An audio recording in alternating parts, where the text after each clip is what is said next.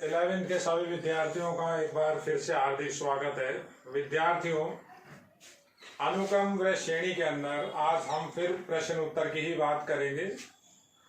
ये थोड़ा सा बेटा बड़ा चैप्टर है और अभी हम आपको जो क्वेश्चंस करा रहे हैं वो थोड़ी सी बोर्ड की दृष्टि से भी महत्वपूर्ण है। एक एक करके हम सभी क्वेश्चंस को देख रहे हैं। क्वेश्चंस आपके सामने लिखे हुए हैं, आप इनको समझने का प्रयास कीजिए। वीडियो लेक्चर से केवल आपको सवालों को समझना है, उतारने का काम आप पीडीएफ फाइल से कीजिए। देखिए, पहले क्वेश्चन की बात करते हैं। तो जो पहला क्वेश्चन लिखा हुआ है यहाँ भाषा के अंदर है, भाषा का अपन को यहाँ अर्थ निकालना है। पहले कह रहा है एबीसी समानांतर श्रेणी में है।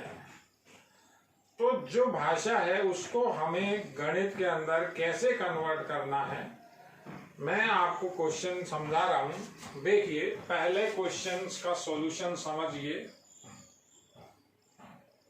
कह रहा है कि एबीसी समानांतर श्रेणी में है, यहां तक की बात पहली लाइन।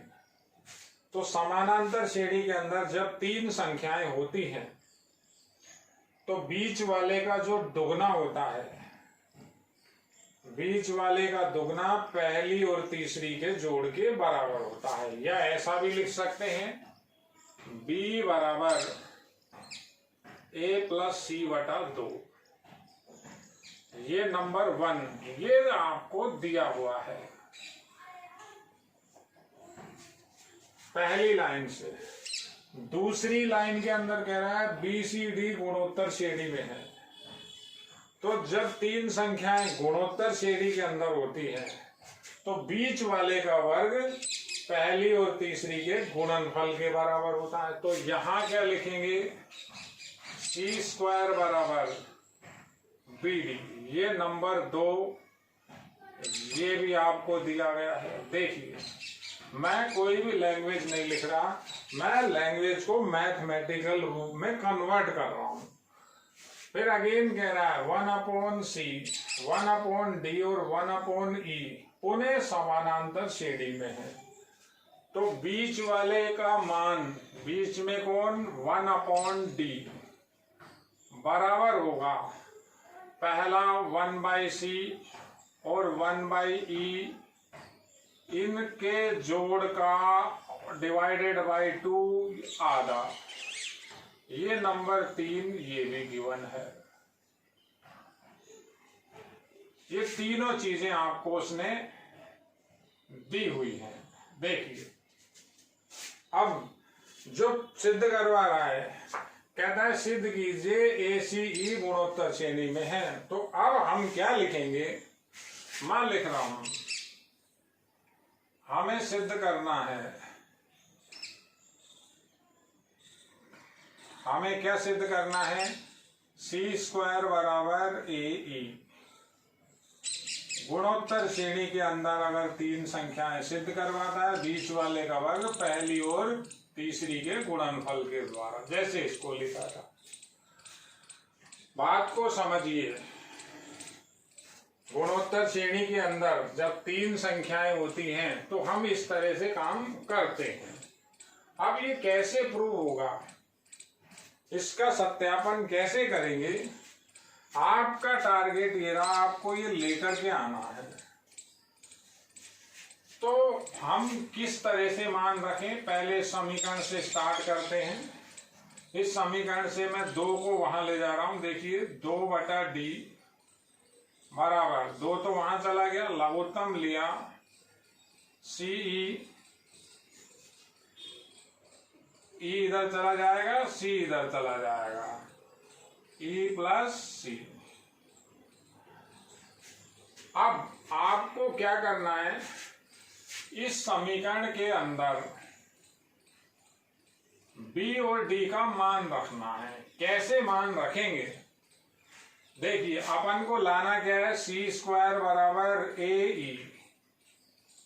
तो B और D हमारे इसके अंदर नहीं है, हमें B और D को गायब करना है, B और D का विलोपन करना है। जो सत्यापन करवा रहा है उसमें B और D कहीं भी नहीं है। तो B और D का मान कैसे आएगा, B का मान तो ये रहा, b का मान तो ये रहा, इससे d का मान निकाल लेते हैं, वज्र गुणा कर लेते हैं या इसका उल्टा कर लेते हैं। ये तो उधर चला जाएगा, ये दोनों उधर आ जाएंगे, तो d तो उधर चला गया, ये दोनों ऊपर आ गया, 2ce अपॉन a प्लस सी, ये d हो गया और ये आपका b दे रखा है।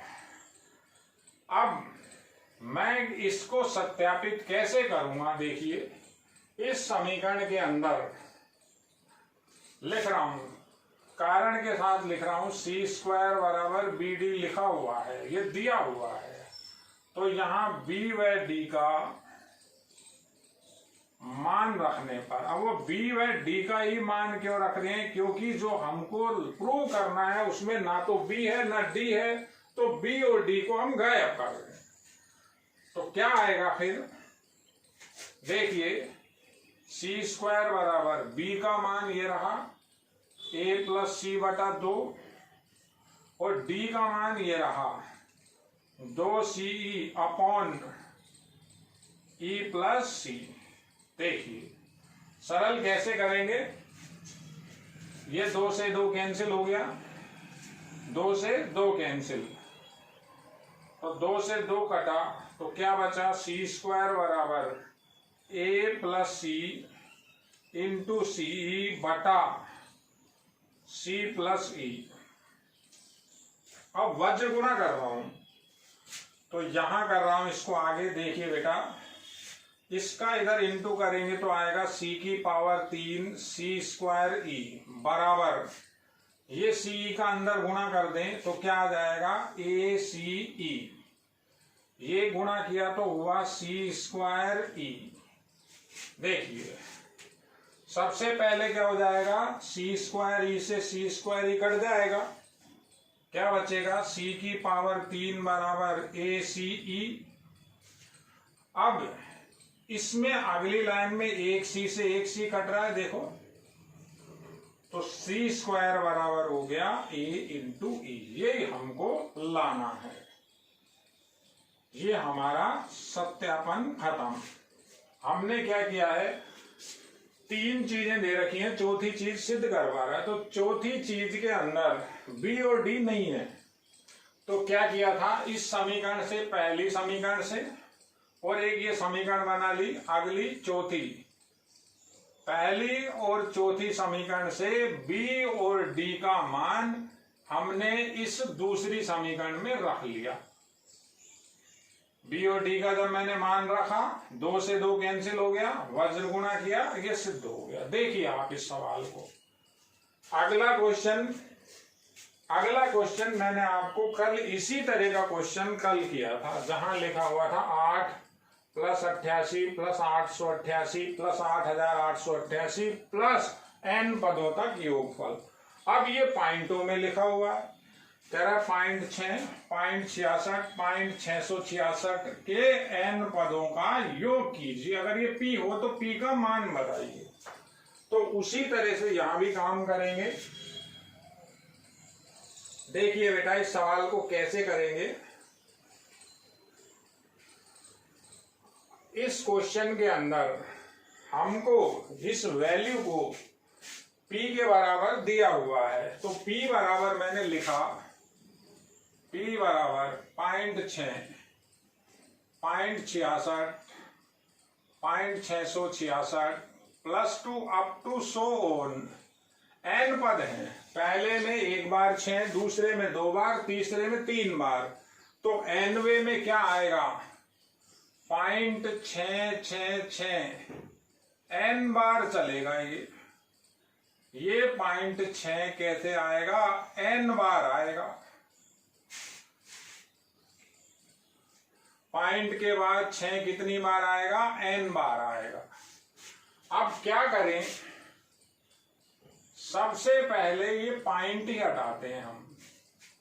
पॉइंट कैसे हटेंगे, देखिए ये 6/10 की घात 1 लिखा, ये 6/10 की घात 2 लिखा, ये 6 ये 66/10 की घात 2, ये 666/10 की घात 3 लिखा, पॉइंट हटाया 3 0, पॉइंट हटाया 2 0, पॉइंट हटाया 1 10 लगाया।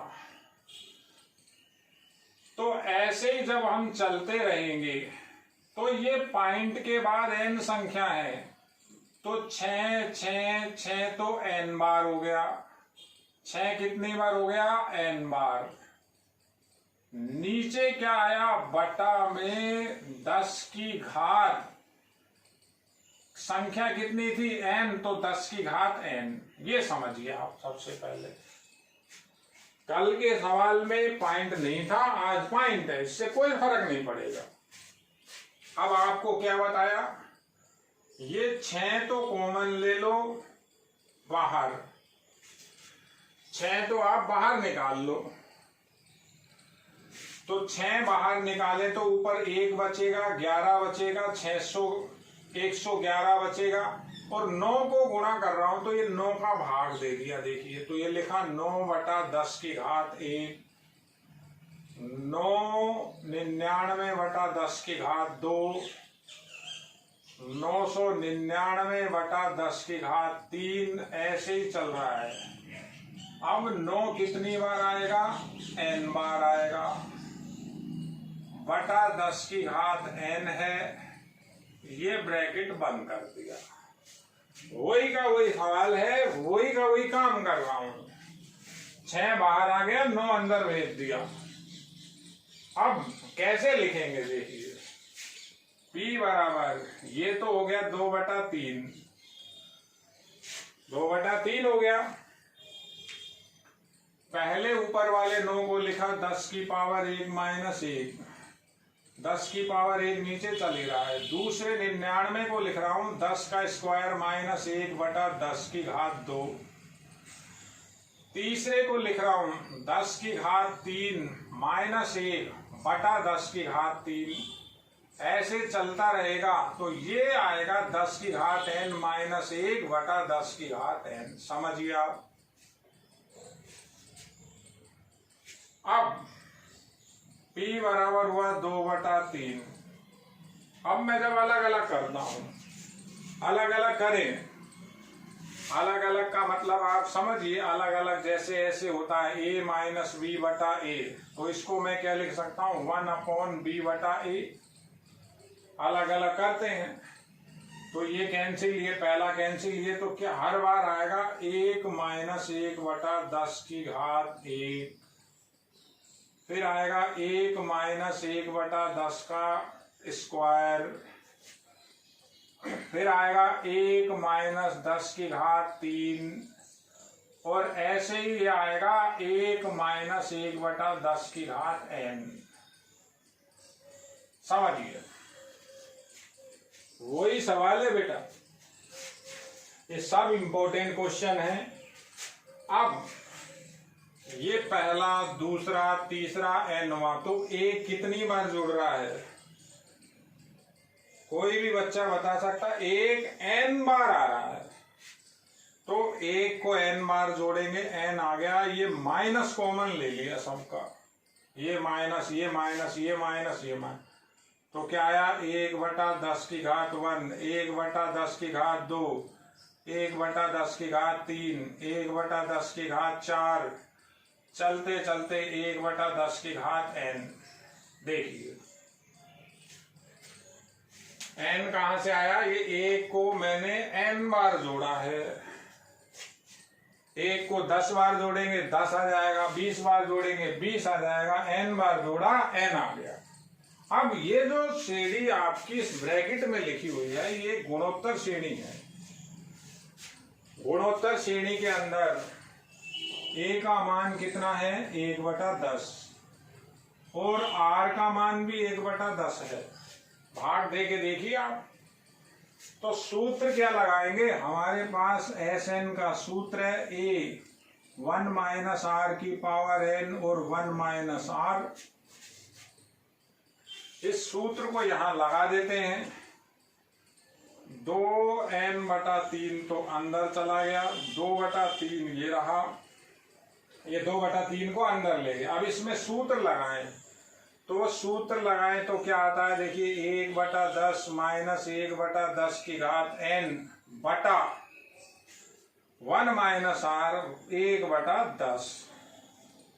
या तो आप यही आंसर छोड़ दीजिए, या एक छोटा सा काम करिए, ये इधर चला जाएगा 9 हो जाएगा, 10 माइनस 1 9 हो गया, ये 10 से ये 10 कट जाएगा। तो P बराबर ऐसा लिख दीजिए 2n/3 माइनस 2/3 फिर ब्रैकेट। देखिए कैसे हो रहा है, ये लघुत्तम लो नीचे ही, तो 9/10 आया, ये 1/10 से नीचे का 1/10 कट जाएगा, 1/9 ये बच जाएगा, 1 माइनस 10 की घात n ये रहा। ये इसका आंसर है। P का योग करवा रहा था हमने, उसका जो योग निकाला है वो योग आपका ये बना। ऐसे ही दुनिया भर के क्वेश्चन है, कभी 0.3 लिख देगा 0.33, कभी लिख देगा 0.3 के बाद 0.7 का सवाल दे देगा। n पद हो तो आपको इसी तरह से काम करना है। इंपॉर्टेंट क्वेश्चन थे दोनों। एक क्वेश्चन हम और समझते हैं। देखिए इस क्वेश्चन से आपको थोड़ा सा भ्रमित नहीं होना। क्वेश्चन मैं आपको बता रहा हूं, देखिए बहुत आसान सवाल है वो। उस क्वेश्चन को देखो आप। तीसरा क्वेश्चन जो आपका लिखा हुआ है, इस तीसरे क्वेश्चन के अंदर 3 चीजें दे रखी है। पहले तो क्या दिया हुआ है, एक फलन के रूप में एक मान दे रखा है। कहता है f(x) प्लस y का मान f(x) गुणा fy है। अभी आपको फलन आपका पढ़ा हुआ नहीं है तो इससे आपको कोई दिक्कत नहीं आएगी। फिर कह रहा है f1 का मान 3 है और ये सिग्मा लिखा हुआ है, इसी से चालू कर रहा हूं। ये 3 मान दे रखे हैं, n का मान पूछ रहा है, तो सिग्मा वाले पार्ट को उठाते हैं। देखिए क्या लिखा हुआ है, सिग्मा x बराबर 1 से लेकर n तक f(x) का मान 120 है। इस सवाल का सॉल्यूशन देखिए, बहुत आसान सवाल है। अब सिग्मा आपका पढ़ा हुआ है, आपने 10वीं में सांख्यिकी में सिग्मा काम में लिया है। जब किसी भी आपने सारणी में नीचे योग किया था, जैसे सिग्मा f(x) का मान निकाला था, सिग्मा x का मान निकाला था। सिग्मा का मतलब होता है सभी का जोड़। तो इस सिग्मा के निशान को कैसे हटाएंगे, x का मान 1 रखिए पहले तो f1 हो गया। अब 1 के बाद जितनी भी संख्या आती है 2 3 4 5 एक एक करके सब रखनी है। किसकी जगह, x की जगह, और प्लस लगाना है। 2 रखा, फिर 3 रखा यहां, फिर यहां 4 रखा, और ये ऐसे ही आपको रखना है हर बार। लास्ट में n रखना है, तो लास्ट का ये लिखा fn, ये हुआ 120। देखिए मैंने सिग्मा हटाया है, केवल इसको समझिए, बस ये इंपॉर्टेंट है। इसमें सिग्मा को मैंने हटाया है। सिग्मा का मतलब समेशन, यानी जितने भी लिमिट के अंदर, ये लोअर लिमिट है या अपर लिमिट है, पहले से लेकर जितनी भी उसमें संख्या आती है सब रखते हैं, किसी को भी बीच में छोड़ते नहीं है। 1 2 3 4 5 जितने तक, 20 तक होता तो लास्ट में 20 आ जाता, 50 तक होता 50 आ जाता, n तक था n आ गया, सबका जोड़ 120 दे रखा। पहली बात। अब इसको काम में लेते हैं। दूसरी चीज को लिखा हुआ है, देखिए f(x) प्लस y का मान f(x) गुणा fy है। तो इसमें मैं क्या कर रहा हूं, कोई भी x और y का मान रख सकता हूं। मेरे पास f1 का मान 3 दे रखा है, f1 का मान भी 3 दे रखा है, ये रहा। तो x बराबर 1 और y बराबर 1 रखें, तो 1 प्लस 1 बराबर f1 गुणा f1। देखिए बेटा, 1 मिनट आप ये देखिए,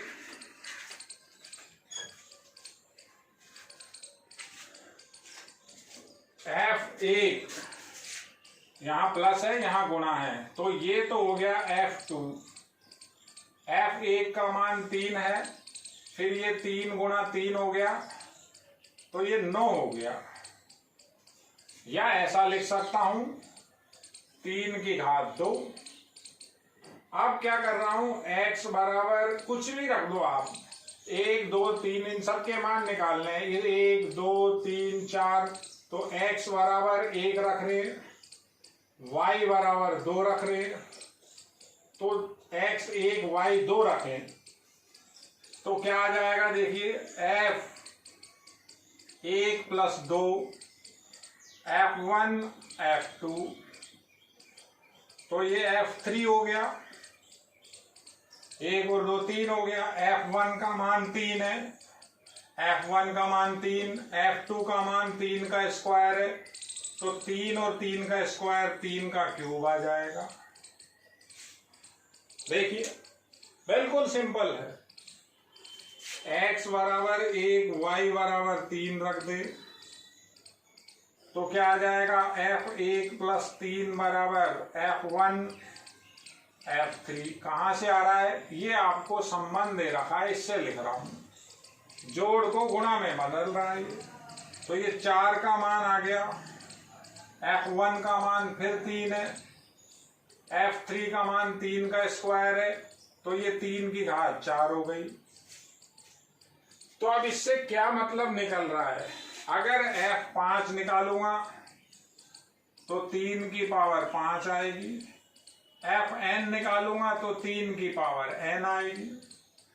जितना मान है 5 है तो 3 की घात 5, 4 है तो 3 की घात 4, 3 है तो 3 की घात 3, और 2 है तो 3 की घात 2, 1 था तो 3 की घात भी 1 ही है। ये सारे के सारे मान मैं इसमें रख रहा हूं उठा करके। यहां सब मानों को जब मैं रख दूंगा तो मेरे पास एक गुणोत्तर श्रेणी आ जाएगी। कैसे आएगी देखिए बेटा, गुणोत्तर श्रेणी कैसे बनेगी, सब मान मैं रख रहा हूं, आप वीडियो को रिवाइंड करके देख लीजिए दोबारा, अगर मैं कुछ हटा देता हूं तो दोबारा भी देख सकते हैं।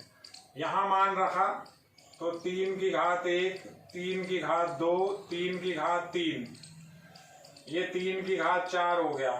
चलने के बाद ये 3 की घात n आएगा बराबर 120 है।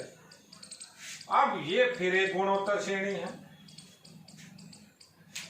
इसमें पदों की संख्या n है, 1 2 3 4 n पद हैं। सूत्र हमारे पास ये होता है, सूत्र लगा दें तो क्या आ जाएगा, a का मान 3 है, r का मान भाग देता हूं, r कितना आता है, फिर 3 आता है। तो सूत्र होता है, या तो ये लगा दीजिए, ये लगा लो, 3 1 माइनस 3 की घात n बटा 1 माइनस 3 बराबर 120।